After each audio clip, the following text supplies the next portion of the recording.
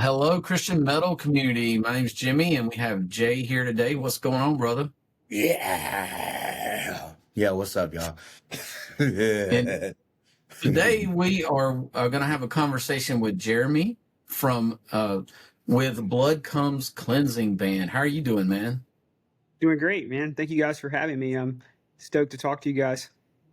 Yeah, Absolutely. absolutely. Thanks for coming on.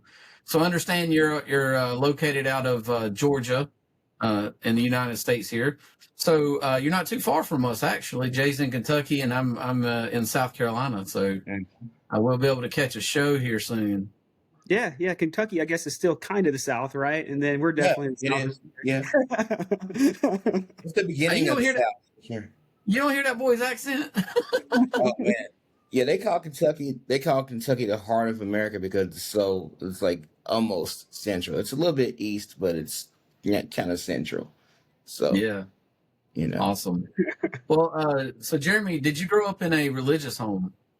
So I did actually for the most part. Growing up, my mother was very religious. We grew up. My mother grew up actually holiness, and then when I was growing up, she had been attending Pentecostal churches a lot. So I grew up in a Pentecostal church up until I got a little bit older, and then we started just because of really just our location. We had moved around a little bit in Alabama, and the church that we attended when I was really young was just no longer feasible for us to go to because it was so far. So we ended up going to more of like a non-denominational church there in the Opelika, Alabama area. Yeah, nice. That's fun. Well, did you grow up in a musical home? I did not actually. It's a funny question, and I sometimes I think back, and I don't really remember when I first started really hearing music. Right, like I remember growing up. I maybe listening to like we had this radio station called The Fish, and I think on the commute back and forth to school, my mom and I would listen to it. My mom was a teacher at the Christian school that I went to, so we'd always go back and forth together. But I don't remember like my dad being really into Led Zeppelin or my mom being really into something, some band or something like that. So I remember just kind of listening to whatever was on the radio, and then Mhm. I guess when I became probably right around becoming a teenager, I started kind of finding my own music. So around that 13 type time frame, I guess, in my life. So yeah, no, really, my parents don't play instruments, nothing like that. I think my mom pretty much just listened to like the Gaithers, Oh just wow. just stuff like that, old gospel hymns. And my dad, I Yeah. don't ever really remember him listening to music at all. Yes, a So, few so good men. yeah. So take us on that journey at 13. Then, what does that look like with music? Yeah, kind of just around. I think some of the first music I ever got into, just from like people around me, was like Carmen. I Yep, remember buying that CD. I actually had that CD. I remember that. he was big in the Pentecostal movement. Yeah, Yeah. So I think that was probably why my mom allowed me to listen to it back then. I remember. I saw the Riot tour. He What was had the one this with the Christian giant. flag on it? Uh, Do you oh, you remember? remember Jake? I don't remember. It was. I think it was before Hmm. Riot. Um, I can't remember now, but it had a Christian flag and like his picture on the front of it. I Oh, hold remember. up. You're talking about oh God. Well, It's not right. Dang. What is it that was CD on called? It was like his hugest one too. Yeah, the Standard. the The stand standard. the Yes, stand. that's exactly it. Yes, Man, I that remember. Yeah, I that remember joint having was that. And then I remember, my mom wouldn't let me watch MTV. I remember that growing up. Who's That in was the no house? limit. Yes, who's in the house? Yep. Then I got into some rap and like kind of Mhm. old school hip hop and whatever's popular. I Yeah. think like a defining moment in music for me was probably came when I was like 15 years old, I think, and getting Blink 182's Enema of the Okay. State. Yeah, Yeah, that's I classic. remember I have very vivid memories of putting that CD in my CD changer, my 3-disc changer in my room, and just listening to it on repeat. That I just resonated a lot with that kind of at the time in my life. I was going through some stuff with my parents. My parents got divorced when I was 15. And so Yeah. just kind of just dealing with stuff, I really resonated with that. And that led in me into more rock and got really into like Slipknot. I even listened to Cradle of Filth for a while and kind of got into that kind of goth kind of movement there a little bit. And a lot of the new metal stuff like Disturbed and Rammstein and Mudvayne. So I definitely come to the kind of metal I'm into now from like new metal, like what you would buy in Hot Topic, back in the late '90s, Yeah. early 2000s. I remember. Oh man, I missed Back when that. Hot Topic used to sell music. Yeah, Right. yeah. I remember going on a full discovery of music, and I would go to Hot Topic, find a CD that looked cool, some cool album artwork, get it, and if I liked it, I would look in the thank yous and then see what bands they thanked, and then go look for All those right. bands because I figured they would be similar, right? So Yep. that's how I Yep. discovered music back then. You remember when they used to have the screens with the headphones and you could hear samples of music before Yeah, you Yeah. bought it? Turtle Ain't that Music in the something? mall. Yeah. Yes. What was Camelot was in Albany Mall, right? Was it Camelot? I don't remember. I remember they had They an had FYE no, there. no, it was Wow. AFI. What's the not Camelot? What's the FYE? we still got one in our mall. The music store that's like 3 letters. Yes, FYE. Yeah. FYE? FYE, yeah. Yeah, we We have got that in our one store left. now, but they sell like 10% music and it's all pop culture stuff Pop now. culture. Yeah. T-shirts and Yep. anime stuff. Anime. I think that's the one that was in the Albany Mall that I used to go to all the time. Now it's a retro game store now. Right. And I remember we had Lighthouse Christian Bookstore in Oh wow. in Yep. Opelika, Auburn, like almost on the line of Opelika and Auburn. And I have no idea. Looking back on it, it's so random, but somebody in that store loved Christian metal because I remember Mortal Treason being in there, Living Sacrifice, Ludacris, all these like old Christian metal bands, and I would listen to them and stuff like that. I had no idea like how, I guess, underground it was, at the time. I was just finding CDs that looked cool and was Yeah. listening to, and buying them. 'Cause But back looking back then, on that now, like that's crazy, you had to have somebody at the store that knew about that to want to order it, right? Right, had to have. Yeah. No idea who that was. Right. Bless God for them though. Yes. Right on, Great. yeah. We had like 10 Christian bookstores in our area back in the Yeah, day, we and now did we have too. one small one left. We have one small one too, and it's a Catholic store.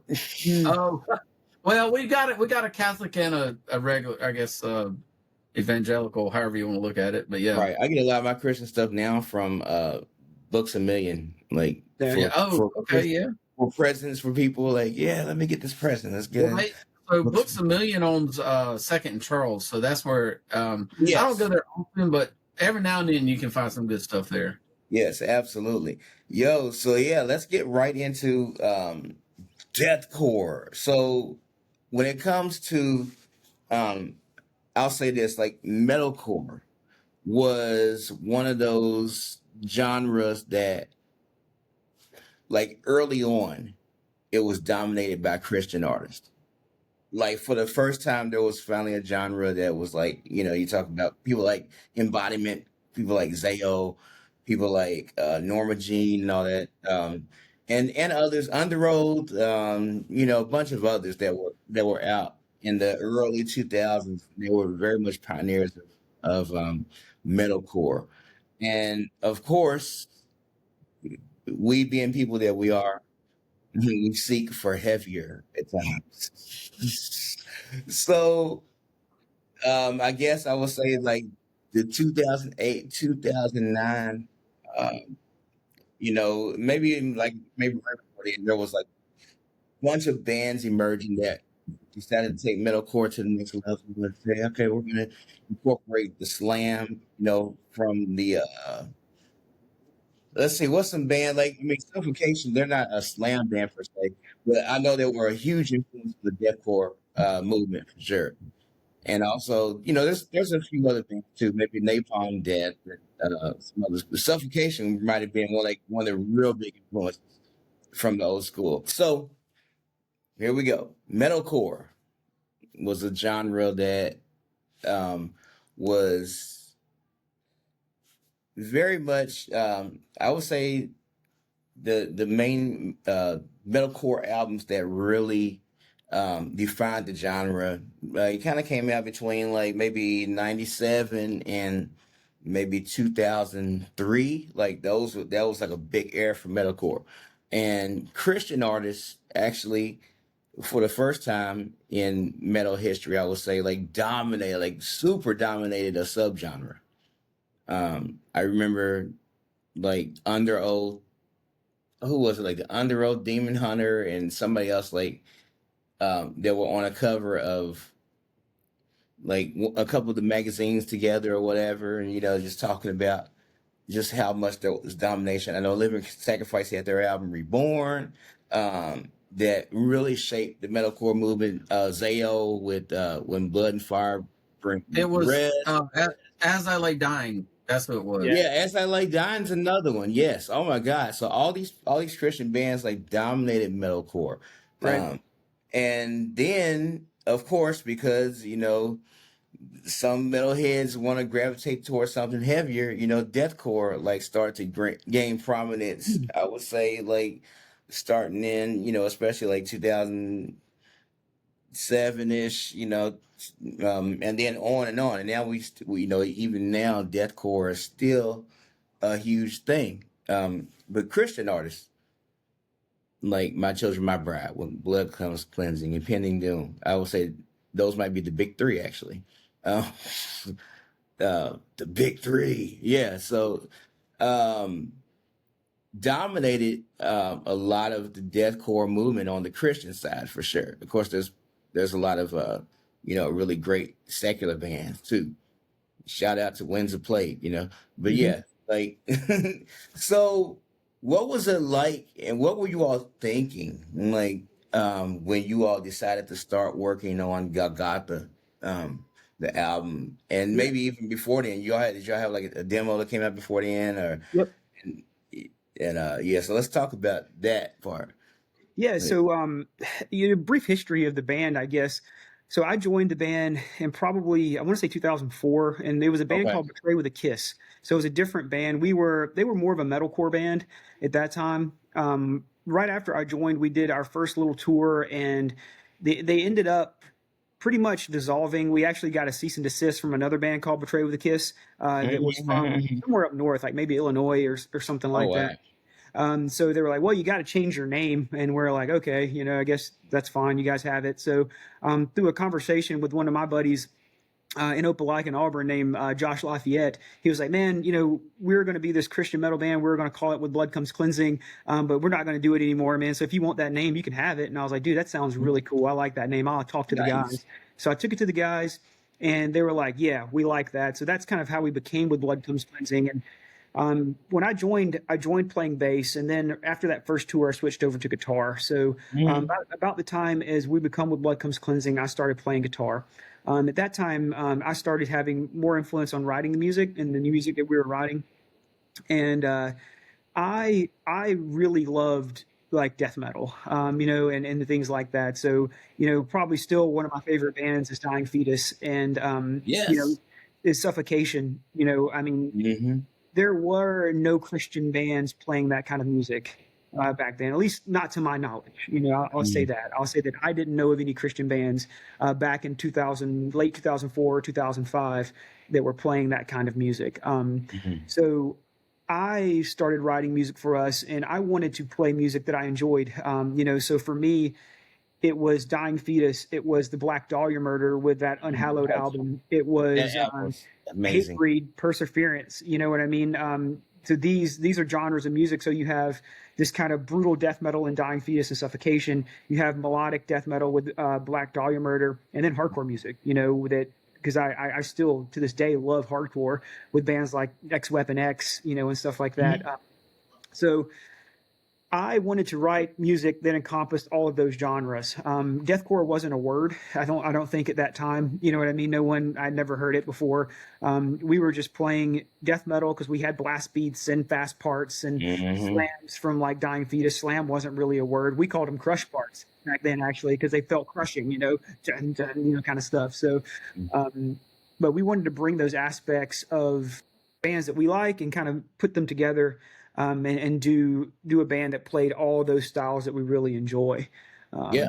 And at that time, like I said, I didn't know of any other Christian band. It really any other band. I found Despised Icon, Oh and yeah. Fight for a Cowboy, pretty early on. Great live band too. Right. Yeah. But when we started doing it, I hadn't even heard of those guys, right? Like our musical influences just came from like an amalgamation of bands that I liked.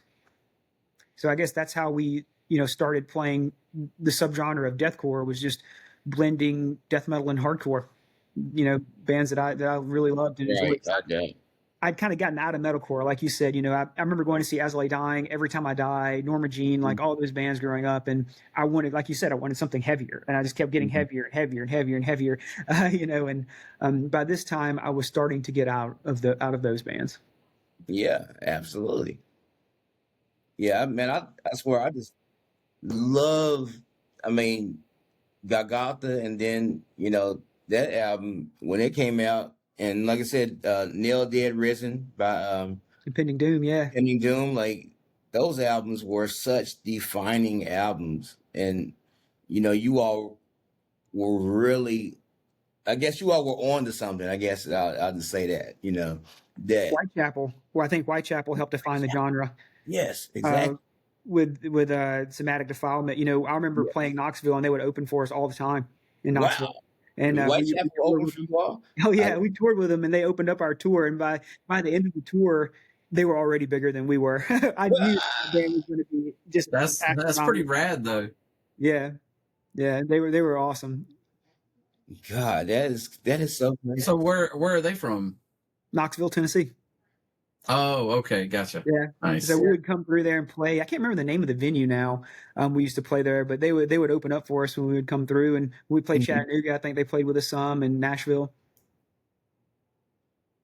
Wow, nice. Wow. That's definitely some great history, man. Whitechapel, man. Like I haven't seen them in years. Yeah, I remember when we started that tour with them, and we played Rocket Town in Nashville. And oh wow, and they headlined that show because by this time they were starting to get a bit bigger, and Nashville was very close to their home. And I remember sitting there and watching them like, holy crap, we have to play after this every single night. Like, this is going to be crazy.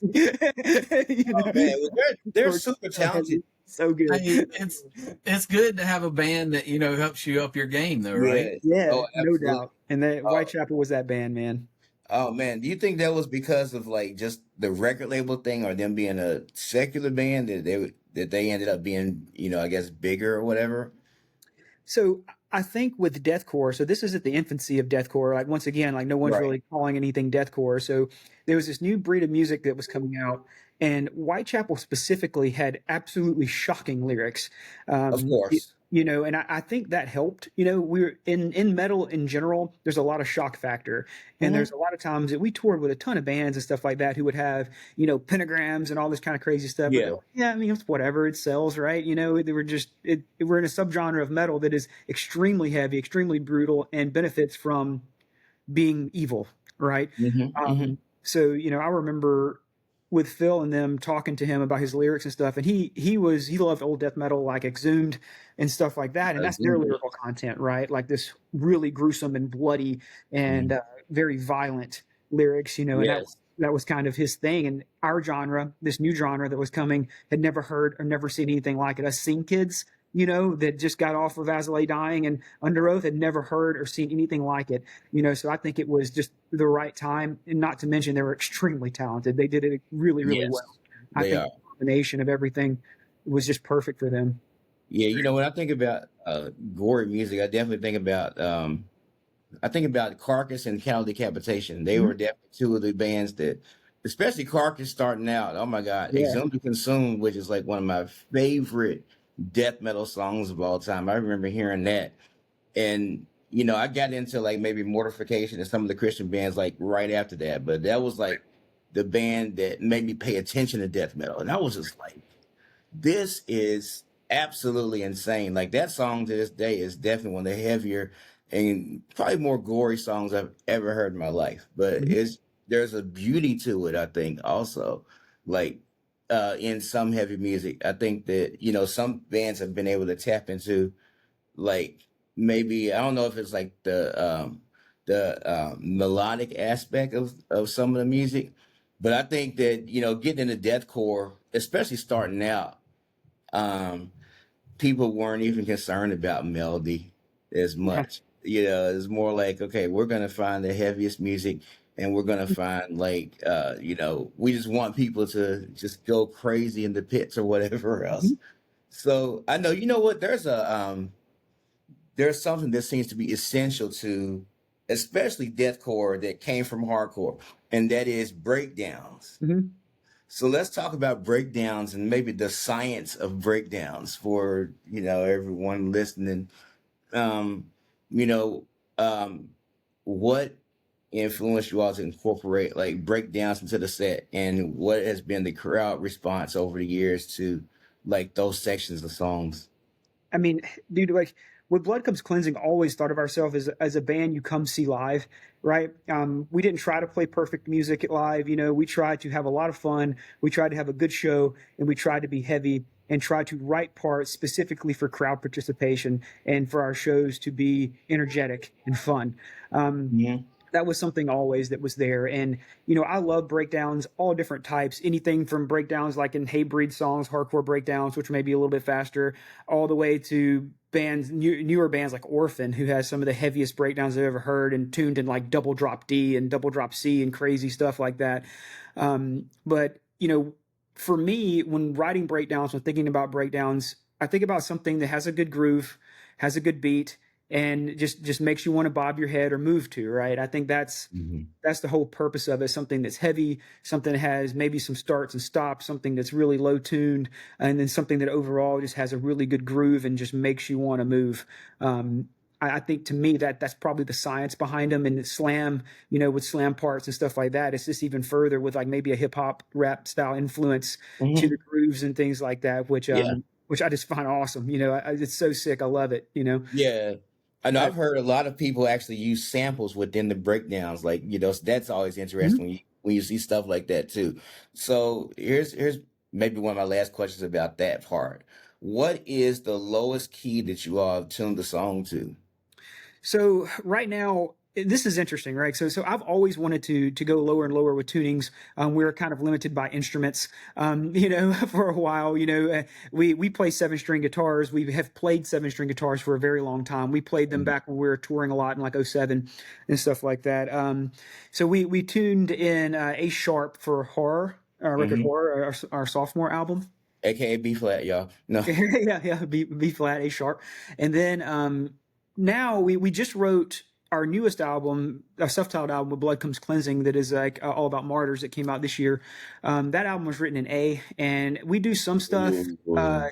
coming up. We actually have a new song that we have written probably in the past couple months. It's called Indomitable, and hopefully it will be releasing very soon. And it's got a part in it in G. And I was kind of saying with limitations of our gear and stuff, Oh, wow. um, Yes. now now we play quad cortexes. Now I can stump a little button and change, my tuning, and that's Interesting. yeah. So that's going to open up, I think, a lot for us because I love the low tunings. Though with our melodies and some of our other parts, I like a bit of a higher tuning because it makes it Mhm. more. The clarity is just better. You can Right. the articulation of the notes is a bit better. So I'm hoping that in the future of our music, you may hear all kinds of stuff from the melodies being an A and then it dropping all the way down to maybe like double drop A or Oh whatever, God. slow as we can go. That's Um, super low. It's like the indecipherable almost. Like, yeah, just crazy stuff oh with my God. breakdowns. Yeah, that's interesting you say that. I remember having a conversation with Paramecium's Jason Duran, and he was talking about because their first album was in B flat, and it was Mhm. just so freaking heavy. But he said when they started playing the songs live, it was so muddy that they decided to start tuning to Mhm. B.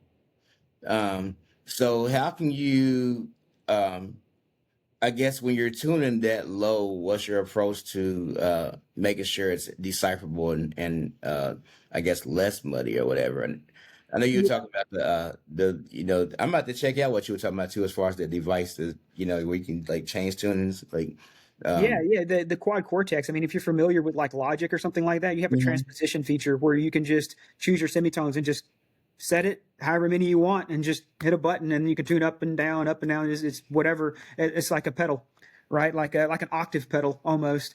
But So you that's, can hear me. I'm gonna pick up a guitar soon. It's a wrap. I'm a yeah, keyboardist and drummer, but I can kind of get around. I You write gonna do songs. something? You gonna do something with it when you pick it up now? Yeah, exactly. I just have acoustic guitars right now, so I need to get like a 7 string and just go for it. How about that? right. But as far as like tuning and music, writing music that sounds good in a low tuning, you have to write around it, right? Like Mhm. you write specifically and intentionally the riffs so they don't sound too fast and too muddy when you're playing like really, really fast on your first couple of frets and everything is just jumbled. So playing notes with some separation so you can hear the different notes. Also, gear makes a difference, just, Yes. playing a really good amplifier. And we have, for the most part, played Vader cabinets, and we just started now Okay. again playing Vader cabinets. And Vader, I think they have Eminence Legend speakers, and at least the ones that I play. I think they have some with like V30s and other stuff in them. But those Eminence Legend speakers have such a tight bass response; they hold low tunings together really, really well. So I think that's part of our sound is the Vader cabinets they just seem like they were made. I mean, I think the first band I ever seen playing them was like Dying Fetus and Suffocation. Yeah. So that's something that we jumped on back in like 2006 or 7. Played them for a while. He stopped making them. He started making them again, and we contacted him, and he hooked us up again with a couple of cabs. Actually, Scott still plays his one from all back then. Like it's crazy, Okay. and I bought a new one. So Yeah. Super cool. Yeah, that's awesome. Back when y'all were listening to melodic deathcore, I was more into melodic hardcore. So I was like, Nice. Beloved and mhm. Uriah Omen, stuff like that. That was what I was really into back in early 2000s. So it's pretty cool. Y'all got to release your actual first full album in 2006 on Blood and Ink Records. Correct. I remember. I don't know if they're actually still around. Do you know? Um, there's like a skeleton crew or something that's available there. You know what I mean? Like if you can still go to their website. I actually bought a copy of Golgotha when we came back. They started. I guess they might have pressed it again or something, or maybe they found some setting in a closet or something Yeah, like. yeah, yeah. But I actually didn't have the booklet to my original Golgotha CD, so I bought another copy, and now it's unopened. I still have it. So that was Nice. Oh, that's published awesome. earlier this year, actually. So they're still active. They're doing something, but I don't think they're a record label anymore. They may push some of the old band stuff that they had on there out. Mhm. Okay. Well, yeah, that's cool. I'm gonna have to go check that out. And y'all kind of from there you stepped up to Victory Records, which Mm-hmm. is pretty cool. Yeah. I mean, I know Islander was on Victory and Bad Yep. Brains, and Yep. that's so. Agreed. I'm sure that gave you a lot more exposure, Yeah, right? yeah. So that was 2008. So bring us up to how do you come together 17 years later and release a new album in 2025? Yeah. Interestingly, I want to say that number one, we got signed to Blood Ink Records off of MySpace. How I feel like we can't have a conversation about Yes, old that is deathcore awesome.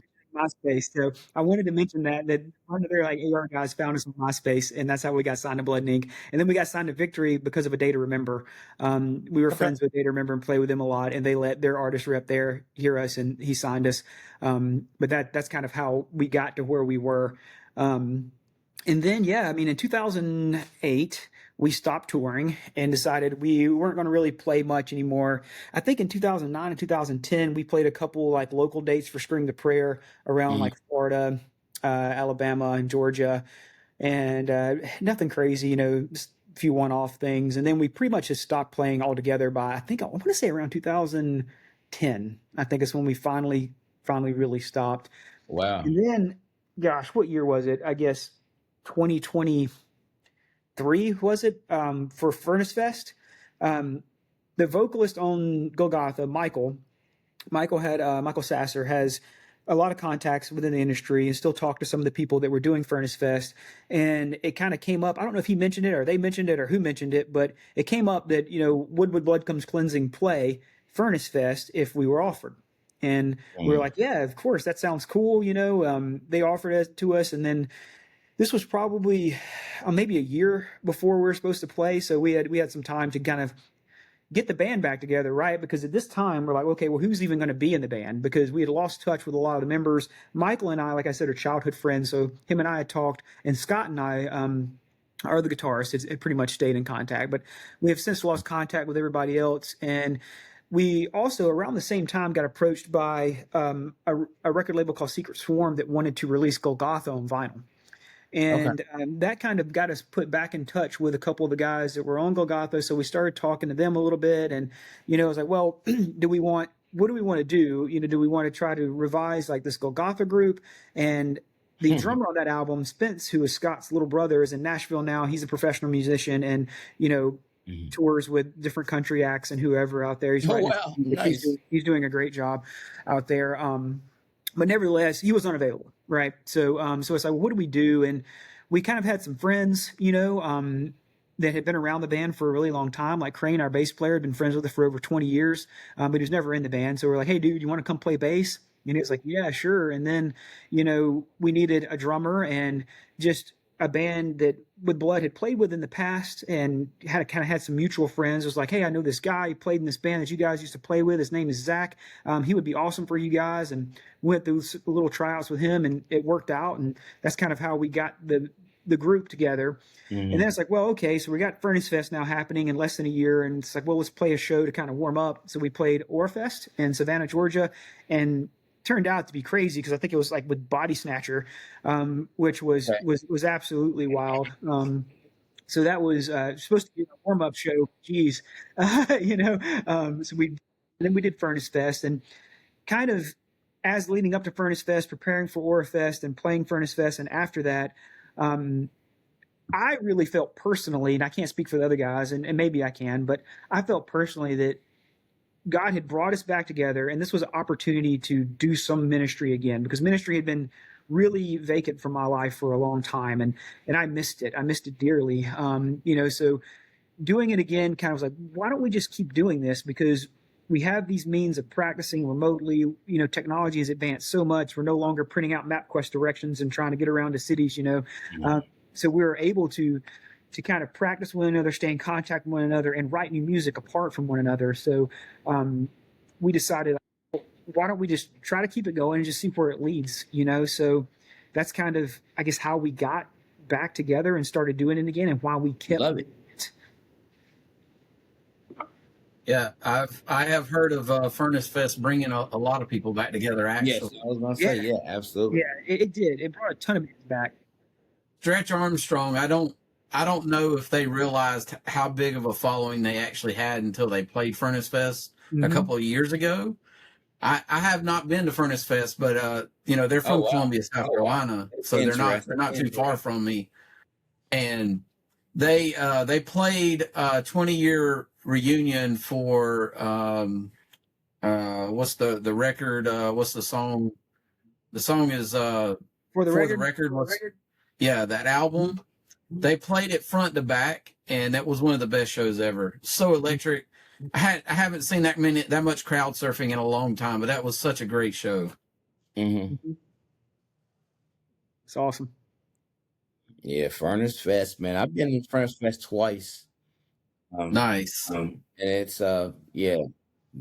It's 3 days or 4 days? How many days is that? It's 3. Yeah, 3. Yeah.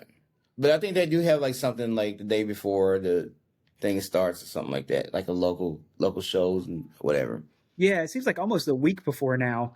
They'll start putting on shows as early as like Tuesday or Wednesday, and they're doing stuff at like local venues there in Birmingham, all kind of stuff. Yeah, but it's not actually at the fest. It's just all around the city, right? Yeah, it's all around the city. They'll have shows. They'll have secret shows. All kinds of cool stuff. Yeah, I have another friend that's been several times, and he was telling me about it. I thought that's pretty interesting. So, on this new album, the self-titled "With Blood Comes Cleansing," what was it like working with Southpaw and Body Snatcher on that album?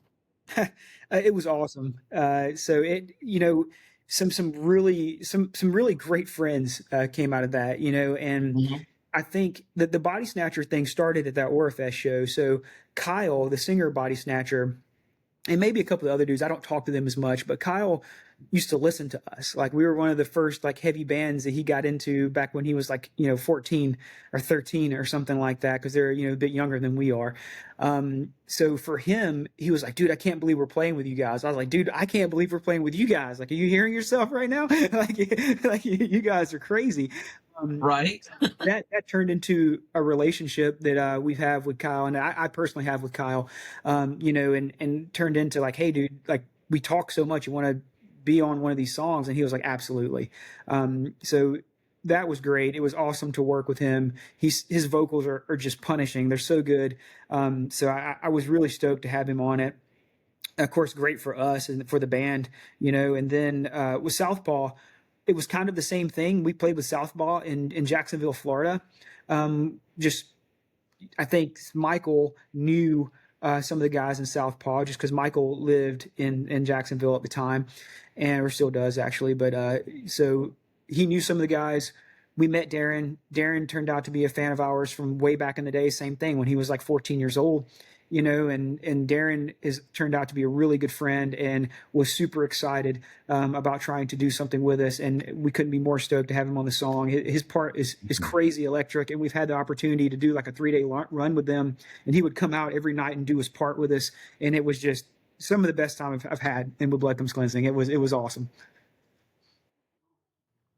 Man, that's really cool. So, as far as obviously you all have been a Christian band, and definitely aren't afraid of I guess including religious and Christian topics in your songs. Um, so when did you all decide, like, or was it just at the very beginning, like we're gonna do this band, it's gonna be Christian, or did you all decide later?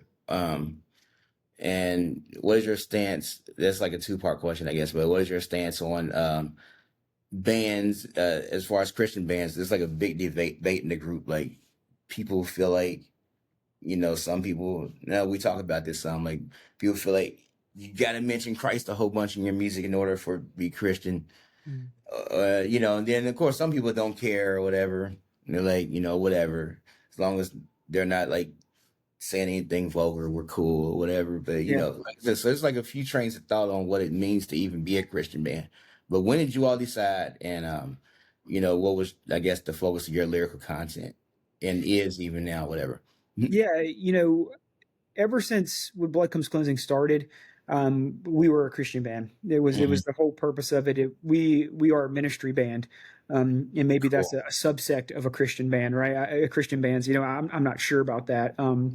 But for us, Dean, our old vocalist, our original vocalist, he was all of his lyrics were about struggling and about how God has helped him through things. Mhm. Michael coming in the band on Golgotha, once again, just about Christ, Bible centered lyrics, things like that. With Horror, Dean was back with us. And a lot of that, is centered around, just end times, just bad stuff that happens and things like that. And then now with Robert, once again, I mean, there's just no doubt that we are a Christian band. It's just a ministry based Christian band. So with our new album, Martyrs is something that has always been interesting to me.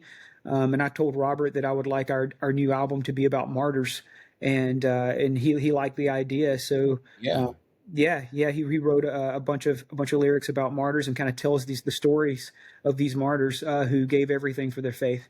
So, and I guess the second part, what does it mean to be a Christian band?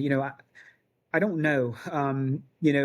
I feel like that there are probably different levels, different callings on people's hearts and what that Mhm. means to people. I know good, solid Christian dudes that are in secular bands, and I know bands that are, I don't know what I'd say, well, over the top with Christian stuff, because I'm the firm believer that Christian music can get cheesy. I'll say that, and that's just this is what I believe. I believe that there's you're a deathcore band singing Amazing Grace, like it just gets kind of cheesy. Um, and I never wanted With Blood Comes Cleansing to be cheesy. I never wanted With Blood Comes Cleansing to be good for a Christian band, right? Right. Right. To be the heaviest, most brutal band that we could be, with lyrics that focused around things that meant a lot to us and would hopefully mean a lot to other people. Love it. That's awesome, man. Yeah, the whole debate, some people think it's new. Are we a Christian band or Christians in a band? That's been around for 40, 50 years, and I'm like, man, just make good music and people are going to listen to it, right? Um, I specifically want to ask about Revelation 21:4, that song. How did that song come about? So the Joshua 1:9, the intro, was a verse that when I moved out first on my own, my mom gave it to me as a little plaque, be strong and courageous, for the Lord your God is with you always. Basically is what it says. So I thought, man, that really fits with this theme of martyrs. My mother passed away last year. So it was something that I was like, man, like she gave me this verse all these years ago. I'm just staring at the plaque up here on my bookshelf. But actually, I'm gonna go grab it real quick. Give me 1 second. All right. Yeah, you guys can see that. There we go. This little colorful plaque that she gave me when I moved out on my own many years ago. But that was something I was like, well, this fits with martyrs. It talks about these people being strong, being courageous, not being afraid of what they believe, and then yeah, that verse in Revelations is probably one of the most hopeful verses in all of the Bible, right? No more sadness, that sort of thing. And I think it's a good ending, right? You start with, you got to be strong, you got to be courageous with what you believe. Then you have a list of all these people that died horrifically, for what they believe in. And then in the end, you wrap it up with, but there's going to be no more sadness. There's not going to be any pain and suffering and all of this, when everything's said and done. And I think that's kind of where it come from, is this kind of story that we're telling of be strong. Here's what you need to be strong and endure.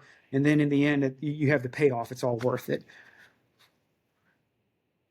All right. You know what? So there is a song, while we're talking about songs, The Inverted Crucifixion. We have had a lot of, just speaking of Christian metal topics, some bands have actually decided, of course, to incorporate things like inverted crosses into their artwork. We just Shout out to Convictions. Convictions was a huge one. Frost Like Ashes, who we interviewed recently, had a band called Possession. Before they became Frost Like Ashes, and in their logo were a couple of inverted crosses. And I know people were like, "Oh my God!" And I think that was the first time that I heard it. Like, I actually wrote to them about it, and that was the first time that I heard of a Christian metal band like just kind of talking about the cross of Peter. But you all actually, I can think of a few songs about the cross of Peter, and just about him being martyred that way. But this is definitely one of them, like maybe one of the 5 I've ever heard. Yeah. So, that was a pretty. I mean, it's a great song. It's I guess brutal subject matter for sure. I guess martyrdom is not a pretty subject, so to speak. It's not. It's definitely not. It's brutal. Yeah, it's super brutal. It's great for metal. Great for metal. Right. I think that people could probably benefit from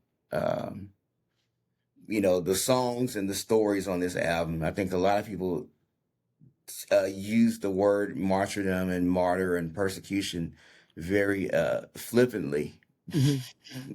Very it's like, oh, I'm being persecuted, I'm being martyred, or whatever. And it's like, you're going home to your whatever $100,000 dollar home, and you're chilling, like, some of these guys are chained to the floor in a basement, right?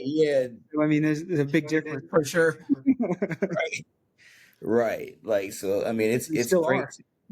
Yes. Oh my goodness. So that's the thing. Like, somebody was talking about this recently, just about so-called persecution. I remember, I guess, making a couple posts about it. Like, there are definitely, there's like, at first I thought, like, the last time I looked at that statistic, there were like 100 and like 150 million Christians around the world going through persecution. But when I posted that and then I looked at the statistics again, it was more like 300 million. Mm. So that's what it is now. So I know a lot of those live in, maybe communist countries or, I guess, whatever kind of countries, like, Islamic countries, communist, like China or whatever, or whatever. And it's definitely important to, that's why I appreciate you bringing this subject to light anyway. It's important to remember, and be in prayer for those that may not be free to worship and like we are. Right. And I think even more importantly, like people that have to risk their lives for Jesus on a daily basis in a way that we will never understand. Or we, unless, obviously there's these events in Revelation that talk about worldwide Christian persecution. But I think that some people are experiencing that now. It's so easy to look towards like eschatology and figure out when it's going to affect you or when it's going to affect me. But it's already affecting millions of people around the world. Right. Yeah. So that's why I think this is important. Awesome. Yeah. No doubt. Awesome. So, man, you got a self-released album, do it yourself, right? You're not on a label. Mm-mm. And so where's the future of this band and touring and what's going on with you? Yeah, so the album that we just did, Robert did everything on that album. So we go ahead and say that like Robert is very much responsible for helping keep the band going. He has a lot of experience with recording and everything, so he is able to record us and do everything. So yeah, he's like I said, one of the reasons we're still going is for sure.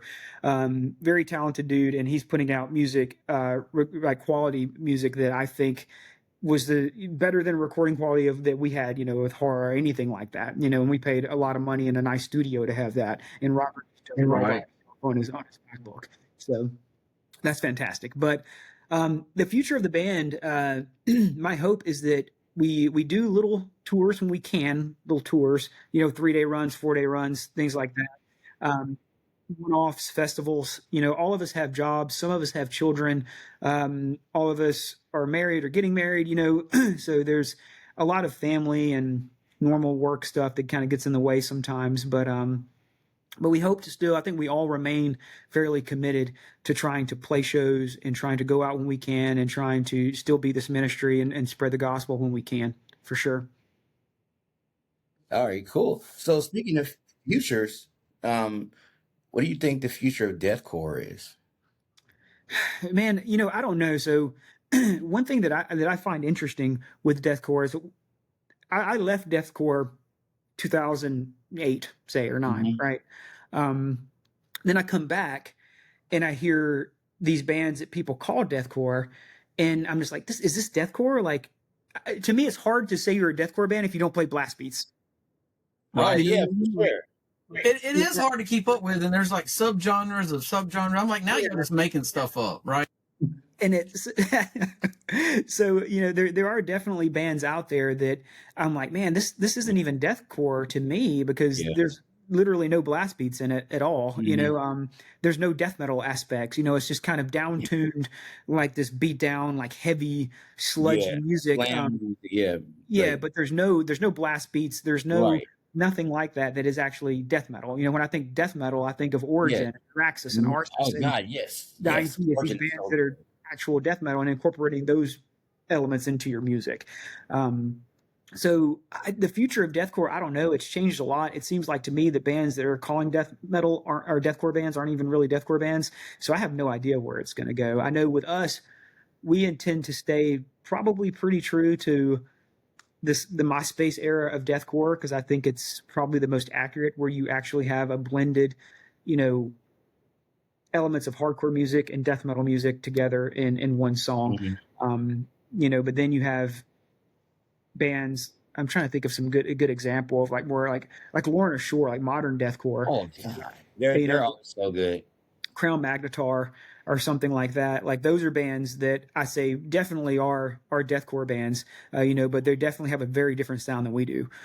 So I'm very thankful for those bands, because especially like Lorna Shore and stuff, because I feel like they've opened a door to heavy music to a lot of people that didn't even know it existed before them. Hmm. So I think that's helped the entire deathcore scene.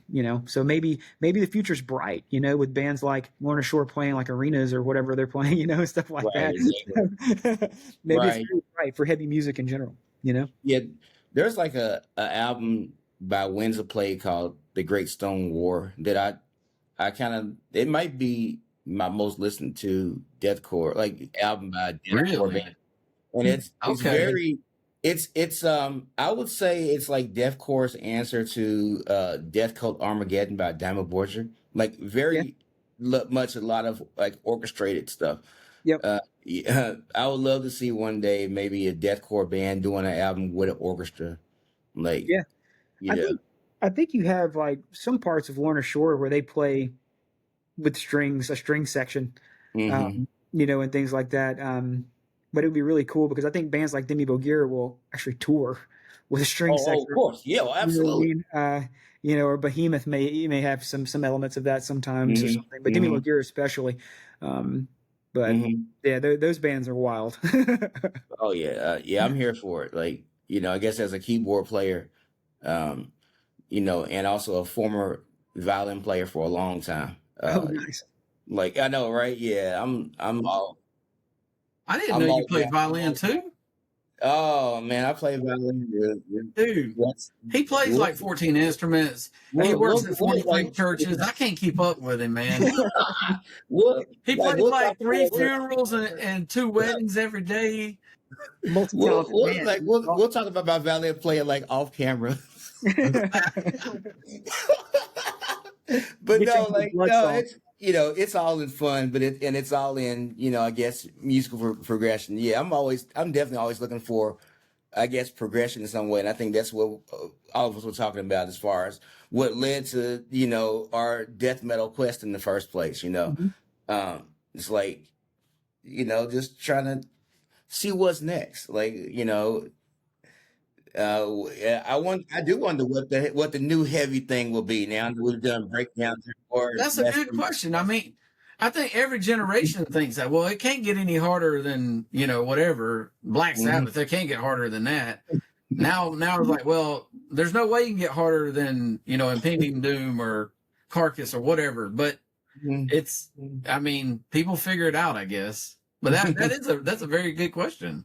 Yeah, it's wild, but it's okay. I'm sure somebody will find the answer, but I do know or I believe that maybe the blending of genres, like in a lot of ways, like what we've been talking about, is definitely something that will continue, and I think that's beautiful. It definitely keeps people from being bored or just being like, okay, we're putting on this album. It's always going to be in the key of A, and it's always going to be chugs everywhere. You're going to have a breakdown in the middle, and blast beats everywhere, so it's always good to be challenging. But I think that it's also a beautiful thing that, like, for example, on the with Blood Comes Cleansing's new album, that you're still doing music on such a high level, at a technical level. Like, I think that's important, you I know. appreciate that, man. Thank you very much. Yeah, We, I think quality is definitely important. Just because you're a Christian band doesn't mean you shouldn't do your best, right? It means you Right, should do your best, right. actually. yeah, to me, Yes. it's opposite, yeah. Yeah. No, that's good. So what are some newer bands that really have caught your attention? Any genre, it doesn't matter. There's some new bands that, like, I don't know, two or three, and you're like, man, if you haven't heard this band, you need to go check them out. Peeling Flesh. Okay. Um, Peeling Flesh. I listen to them. They're probably out of the newer bands. I probably listen to them more than any other newer band out. Interesting. Um, I don't know if you guys have ever heard of them. You know Um, what? I actually haven't heard of them. How about that? yeah, I'm they're about to hear blowing them up right now. now. They just got off that tour, Lorna Shore, Black Dahlia Murder, and Shadow of Intent. Oh, well, there we Um, go. but they have like a lot of like hip hop and rap samples, and they're the most just slam band you've ever heard in your life. Like they are pretty much Nice. the largest slam band probably out right now. But man, their music is so heavy and Oh, so much I fun. I have heard of them. I Mhm. just looked at a picture of them. I've seen some footage of them. Yes. Right. their vocalist is a monster. Yes, yeah, D. He's an awesome dude. We got to play with him in Texas, and it was awesome to meet them and play with them. But yeah, definitely check them out. Who else am I listening to a lot of right now? Weapon X Weapon X, Hmm. um, straight edge hardcore band. Nice. Have members of Knocked Loose in the band. Hmm. Yeah, they're from my Yep, area. yep, absolutely love them. And then Southpaw, man, they're an awesome band. So Okay. um, definitely say check those out if you haven't heard. Yeah, and I heard you like Body Snatcher too, right?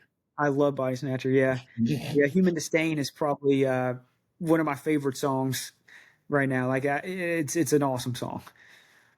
So, do you still go back and find yourself listening to some Stretch Armstrong and Hatebreed too? Yes. Yeah. Yeah. All the time, man. Like Hatebreed, especially. Oh God. Hatebreed. If Dying Fetus is my favorite metal band, Hatebreed is my favorite hardcore band. Everything from Satisfaction, Death of Desire on up. I feel like they just keep putting out bangers. I Bangers. saw Stretch Armstrong open for Hatebreed in Oh Columbia. wow. Oh man, it was good. A little bitty venue called Elbow Room. Literally, it was that small. That's awesome. And Against All Authority was there too. But Oh yeah, wow. the singer he had somebody thrown out because he called him a poser or something. Yo, Like they were dude. fighting before the show, even before they even Yes. really got Oh, started. I was like, man, I I know love I'm at a their hardcore shows. show. Their Yeah, shows that's a have good been night some right of the most there. out. Oh yeah. Dude, Hatebreed. So definitely one of my favorite bands. I would say with hardcore, the two bands that I feel like just set the standard are Bad Brains and Hatebreed. Yeah. Like Mm, period. yeah. And I'll never forget my first Hatebreed show. So like I was I had come from a rehearsal. I had a rehearsal that night. So I think I made it just in time for Hatebreed show and missed the opening acts. Dude, I was walking in. Speaking of you talking about them throwing people out, dude. So I knew the security guards at this place that that that they had the show at. And literally one of the security guards came outside as I was about to go in with a guy all the way in his arm and threw him out. I was like, this is gonna be a great show. A great Yeah. show. Hatebreed is so loud. Like I don't know if I've been Yeah. to a lot of Hatebreed shows, and it's like in their contract that they have to be turned up a little louder than everybody else that night. Like they are so Oh my God. loud. They're It crazy. probably it literally probably is. Yeah, I I mean, don't know who the loudest band I heard was over the years, but recently the loudest band I can ever remember hearing was Judas Priest. It Hmm. was it hurt. It was so loud, and it was an outdoor amphitheater in Charlotte, North And it Carolina, was the still PNC. crazy. And it was and I mean they were not the first band. I mean we had who else was I think Alice Cooper and Corrosion of Conformity opened, and they sounded great, but Judas Priest was just so loud it was almost unbearable loud. Yeah. It was crazy. Yeah, I mean, I don't know if you guys listen to a lot of like the face down hardcore bands, like A Love for Enemy, Yes. Seven Star, Oh yeah. Bloody Sunday. I think those are all Yeah, I remember. worth mentioning. Those are very influential in my writing throughout like Golgotha and Horror and stuff like that. That was a lot of the hardcore that I listened to was. What about don't forget about the New York hardcore now. You know, they come out wearing the basketball jerseys and all, you know. Oh yeah, I wore a basketball jersey for a while in my life. I was a guy. Nice. Yeah. Basketball jersey. Yes. Yes. Shout Yeah, out. we toured with Sworn Enemy once, and that was Oh awesome. yes, Sworn Enemies though. Yeah, absolutely. Oh wow. I would say looking forward. I mean, they were on Blood and Ink, weren't they? Yeah. Were they? Yeah, maybe. Looking forward X, the straight edge ones. Yeah. Yeah. Yep. Yeah, I'm not sure if they're on Blood and Ink or not. Disciple AD, I guess is how you pronounce it. Yeah. They Yes. were really sick. I've got a Right. couple of their albums. Mm-hmm. Yeah, I think I got one of their albums myself. How about that? Yeah, we still have our CD collections. How about that? That's right. And cassette and 8-track. Oh, okay. So Jimmy's doing a lot more than I am, but I definitely have a lot of CDs still, mostly in storage, of course. I don't think I have anything in the house to play CDs on except my old laptop. But Oh no. maybe that'll change soon. Yeah. That's funny. I don't, I mean, I guess I could play a CD on my computer, but I don't have a CD player in here. I listen Mm, to them in my car, and then I have a CD player hooked up in my garage. hmm I have a This, cassette player in my garage. I have a cassette player in here, and then right here I have my record player. So where my yeah, music room. So this brings up an interesting question. I know we're going to talk about like how to support the band in a little bit, but I know that in Christian music and in metal, people do still buy CDs. Mhm. Not to the extent that they did, but I think sometimes, people might want an autograph or something Mhm. like that. But what do you think the best way has been to actually make money with, with music in 2025? man, that is a great question. Yeah, that's tough. I mean, I would definitely just say the way that we make the most money is merch, like merchandise sales. Hmm Um, T-shirts, hats, CDs at our table. We weren't planning on putting the self-titled album on CD, and then so many people asked for it. We're like, okay, so we did it. But yeah, I mean, merch probably is the way that we make the most money. Um, which is good. But yeah, I mean, yeah, I don't know. I mean, we don't make a lot of money either. Well, no, that totally makes sense. I mean, we've talked to enough bands to know that you're really not cashing in on those Spotify checks, right? No, Right. Oh my gosh. no, and we don't get a lot of plays anyway. You know what I mean? Like when we release music and it peaks at like 20 something thousand, but we're Yeah. usually at like 10,000 or so. hmm When we don't have anything new, so we don't have enough streams to amount to much of anything. I mean, we've talked to bands that have had hundreds of thousands of streams, Mhm. and they're like, "Yeah, I think I got $10 or $20 or something." Yeah. So I mean, even it's crazy. But yeah, I mean, touring and merch that makes a lot of sense to me, though. Yeah, I guarantee that we charge to play, and then selling T-shirts, hats, shorts. One thing that I like to do is do like really cool designs, and then they kind of go away forever, and do a lot of new designs. Yeah. Okay. Some clothing brands that release like seasonal type stuff. So sometimes we'll do a cool design, and then it goes away. We'll never do it again. Um, hmm so I found some success with us is doing a lot of new designs, keeping them turning, keeping them fresh. And working with a lot of great artists like Curly. I don't know if you guys know who that is, but Curly Art, Curly. His name's Corey Swope, but he did our album artwork, and he's also done like a lot of our shirts for us. So he's a super Nice. cool artist and does just insane art. So. That's awesome, man. Love that. Well, Jeremy, tell us one thing about yourself that fans watching this may not know. Oh man. There's probably a lot about me that people don't know because I know people know me very Right. much. But I love mountain biking. That's something that's huge. If you follow me on anything social media, you probably see that I mountain bike a lot. Love to travel on a mountain bike. Um, I have a degree in philosophy. Oh, that's cool. That's something different. What's Um, the longest trail you've done at one time? oh man, my longest ride probably like 25, 28 miles, something like that. Dude, that's pretty serious, man. That's a long Maybe like ways. Yeah, maybe like a big kind of loop. Actually, where I was at today in Anniston, Alabama, at Coldwater Mountain, or either up in Chattanooga, Tennessee, at Raccoon Mountain. Probably some of the longest, kind of like large loops I've done. Nice. That's awesome, man. How long you been biking? Uh, really since 2020. So yeah, about 6 years Okay. almost. That's cool. And what inspired you to go get a theology degree? Philosophy. I have a degree in philosophy, not Oh, theology. oh, Um, sorry. Yeah. yeah. So, uh, Dr. William Lane Craig did. I don't know if you guys are familiar with him. He's a PhD philosopher and theologian, and he is big in Christian apologetics. He has a ministry called Reasonable Faith that really changed my life and the way I think about my faith and Christianity. I found him in 2009 when I stopped the band, and I wanted to go to school for something. And yeah, I loved it. I love philosophy. I love the hard questions that people were asking about the existence of God, and the metaphysical questions of God's relationship to time, or God's relationship to abstract objects, and his self-existence or his aseity. These types of topics were just super interesting to me.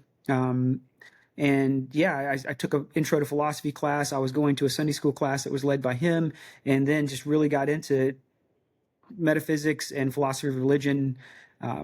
It changed my life. It changed the way I think about everything every day, about my walk with Christ and my understanding of God and his creation. So I wanted to be like a college professor. That was what I wanted to do after the band.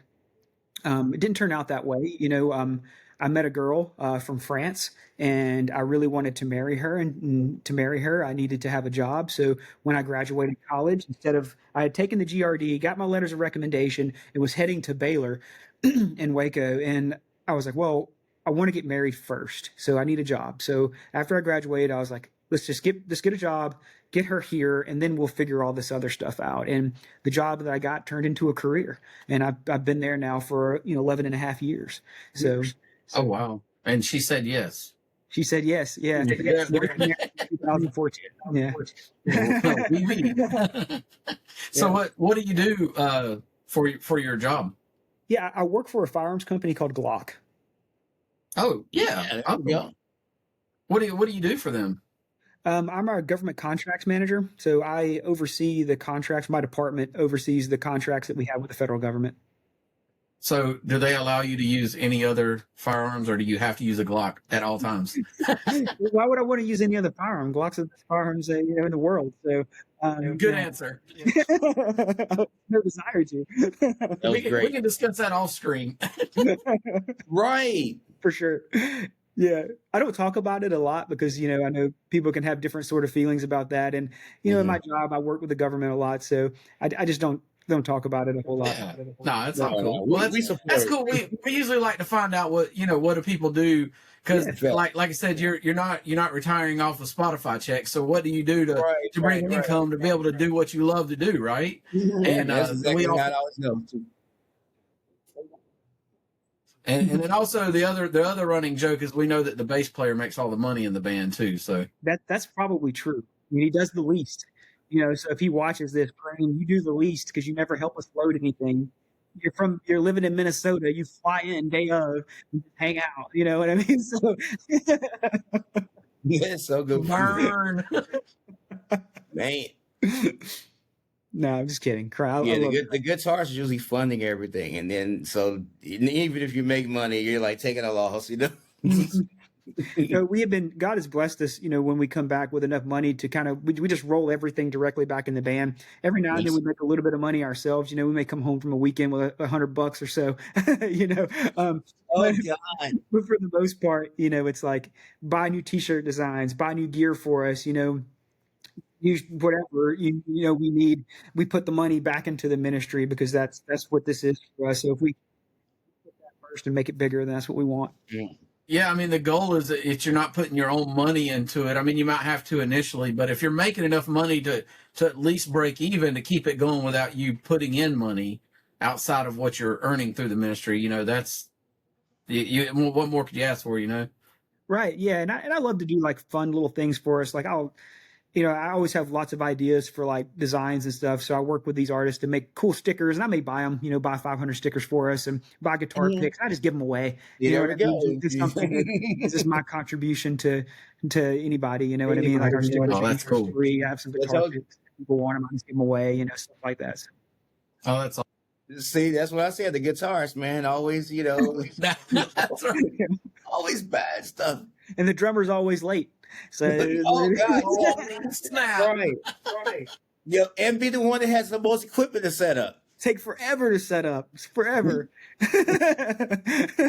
Like I'm set up, then warmed up, playing. I just set my guitar down, got cold, got back, and warmed up again. He's still not set up. Right. And then tuning after he set up. Like, While Don't worry, the I've done singer it. just sits there and watches the drummer. Why ain't you done yet?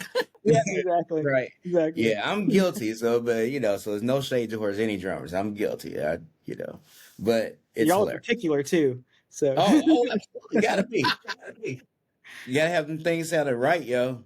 I'm about to get some triggers soon and just call it a yep. day. Yep. Like, good Lord. Okay, so what's your favorite thing about being a Christian? Oh man, my favorite thing about being a Christian. I think my favorite thing that yeah, I want to say it's not exclusive to being a Christian, but just that God is here for us in our Hmm. times of struggle and need. Um, and I think that sometimes people who are not Christians can even see that. They can feel that, they can influence, that can influence their lives. I feel like that because I feel like we struggle a lot. We struggle a lot in the world. Life is hard. You get older, and as relationships challenge you, work challenges you, different things challenge you. It's good to have something that is solid, that is not based off of feelings, because sometimes I don't feel saved. Sometimes I don't feel that great, but I know God is there for me, and I know that He is a rock that I can rely on always. Always, I can always put my hope in Him. I'll never be let down. You know what I mean? If we find our happiness in other people, you will always be let down, even with the people that you really love. Nothing against my wife. I love her, but she's human, right? She can let us down, and God will never let you down. He'll always be there for you. And I think that's probably the thing about being a Christian that affects me day to day the most. You Hmm. know, is I rely on that relationship to get through every day. I love it. Absolutely. That's well said. Well, Jeremy, what can the Christian metal community do to help support with Blood Comes Cleansing as a band and a ministry? And also, being self-released and all, where can the fans pick up the new album? Right. Yeah. So I guess the first question is, what could you guys do? What could the community do for us? Share our music. Share it with all your friends, your mom, your dad. Play it. Hopefully you played it at Thanksgiving. Christmas is coming up. Play it at Christmas. Just share our music with your friends, especially your non-believing friends. With Blood Comes Cleansing, for the non-believers, we're a ministry. We see ourselves going out on the mission type field and bringing the gospel to people where it's not usually brought to. So shares with your non-believing friends that love metal. Shares with everyone. I think that's the biggest thing you can do to support us, is to share our music and share our message. Where can you get our stuff? With bloodcomescleansing.com. We do merch on our website periodically. So typically we have this cycle of, we play a show, and everything that we don't sell at that show we put online. So Hmm. we just played a show in November. We may have the website up and going now. There'll be some shirts and things like that on there. We play another show in December 20th in South Carolina. After that show, we'll probably have merch go up again online after that, so you guys could get t-shirts that we have left. So sizes are sometimes limited, but t-shirts, hats, shorts, CDs, it can all be available there. And sometimes we'll do pre-orders on that too, on their website. So with blood.com, keep an eye out for our Instagram, our Facebook, follow us on both of those, and we will post whenever the website's going live. Yeah, so the Absolutely. show or the Absolutely. website. Yeah, got it. So and the CD, you can get that on there as well. Yeah, yeah. It ebbs and flows. Sometimes we'll sell out. We have to order more, so they may be out of stock. But just keep checking.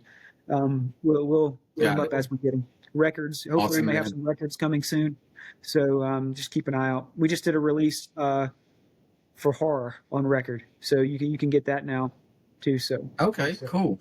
Yeah, Love that's it. awesome, man. Love it. Well, I'm looking forward to hopefully seeing you with Cleansing of the Temple hmm next month in my Oh wow, area. where is that show at? It's here in Greenville, South Oh Carolina. man. Hopefully I can make that show and we'll get to meet you in person. yeah. Well, Please thanks, let me man. know if This you're has been going to come. great. So what now? So please let me know if you're going to come. Reach out to me. Let me know. Oh, I will. No doubt. Yeah, I should be able to make it, but I gotta check the family schedule. Yeah, it's close to Christmas, so I get that. Awesome. Well, thanks, man. This has been great. I appreciate your time. Yeah, absolutely. Thank you guys so much for Pleasure. having me. And yeah, we'd love to do it again anytime. So appreciate you guys. For sure, absolutely.